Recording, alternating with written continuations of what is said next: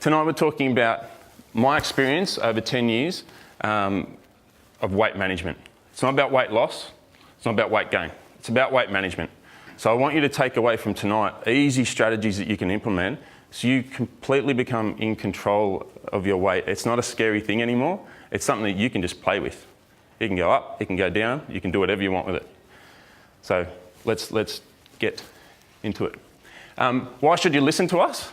Well, we know a little bit about what we're doing. This is 66 kilos, that's what it looks like. One of our biggest success story to date in terms of weight loss. And as Daniel mentioned, our biggest weight loss in the last 12 months was 24 kilos. Okay? There's been numerous others, but anytime you lose 24 kilos in 12 months, that's a pretty good year. We also practice what we preach. So I wanted to share just a little bit of my data, because anyone who trains with us, they know that we're collecting the data all the time. And obviously we're not going to share your data, but I'm happy to share mine. So weight fluctuates all the time. This is my data from before I went away to America this year. So you can see 91.4 kilograms before I went away.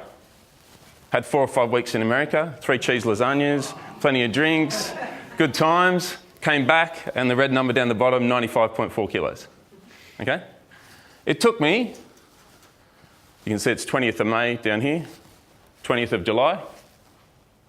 Took me about 2 months to get back down to 89.6. I didn't go on a diet. I didn't go do any fad. There was no special thing. I went back to normal lifestyle interventions that I'll share with you tonight. Okay? So it's not magic, but I just want you to know that we practice what we preach as well.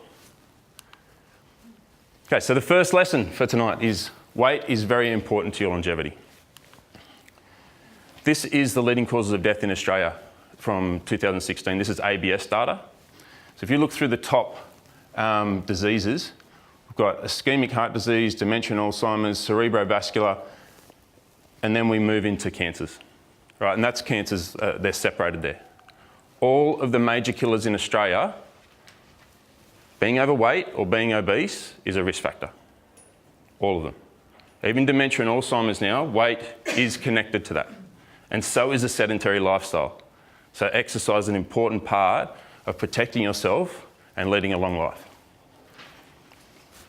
So it is important. We can't neglect our weight when we're looking at our overall health. Point number 2, weight management requires a rational approach.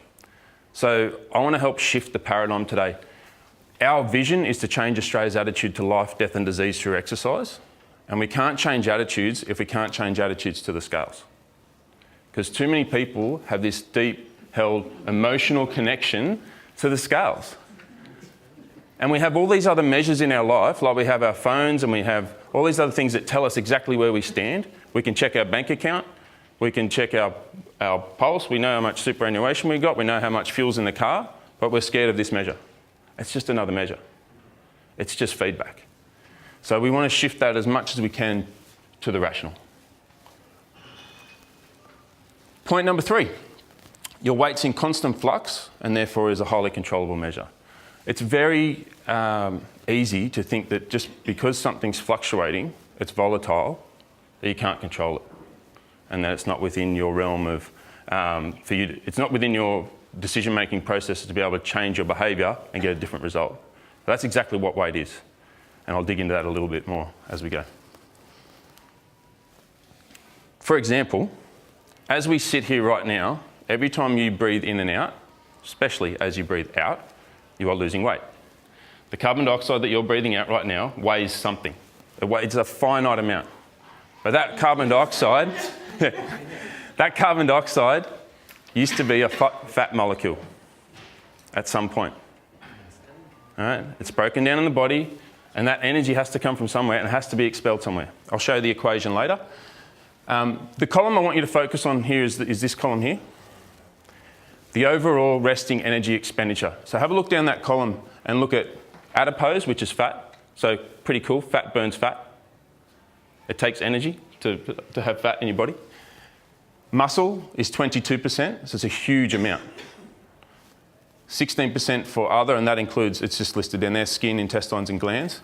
Lungs aren't listed, but they're about 21%. Liver's 21%, brain's 22%, heart 9%, kidneys 8%. How many of those can we control?